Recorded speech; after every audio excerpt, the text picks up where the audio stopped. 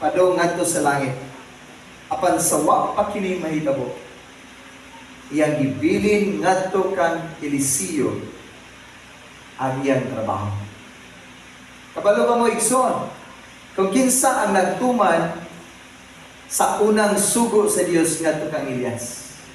Dili si Elias, kung dili si Eliseo na. In 2 Kings chapter 8, makita ni mo na diha nga agbo si Eliseo o si Hazael. O giingnan ni Eliseo si Hazael, ikaw ang mahimong hari sa Syria.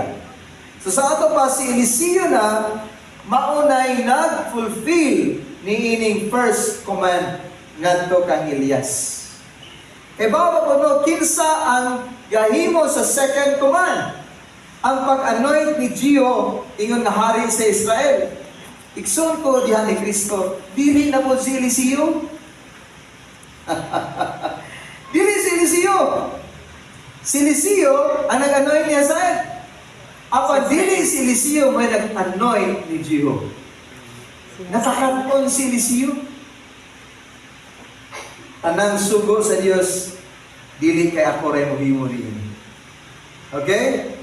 Kaya kinahanglan ko og laing nga tao nga mohimo na usab sa laing sugo sa Dios. O sa gihimo ni Eliseo, nag-train siya og mga batanon nga mga propeta. Aron nga sa mabot nga panahon, mo na po'y mugpuli sa iya. Ingon nga propeta sa Dios. So usa sa iyang mga trainees, usa sa iyang matinunan, iyang gisangkapan, iyang gisugo, hala, lakaw, pangitaa si Jehu, o gihugi siya, na mahimo siyang sunod na hari sa Israel. Mabasa nimo na in 2 Kings chapter 9. Nga usa ka batanon nga lalaki, mauna ang mindihog nga ni Jehu nga mahimong hari sa Israel. Dili si Eliseo, labaw ng dili si Elias. Kaya tuwa na sa langit si Elias, gikuha na sa Dios. Apan bisag naa pa si Eliseo, buhi pa ta si Eliseo, wala niya ang guna ang duha ka sugo.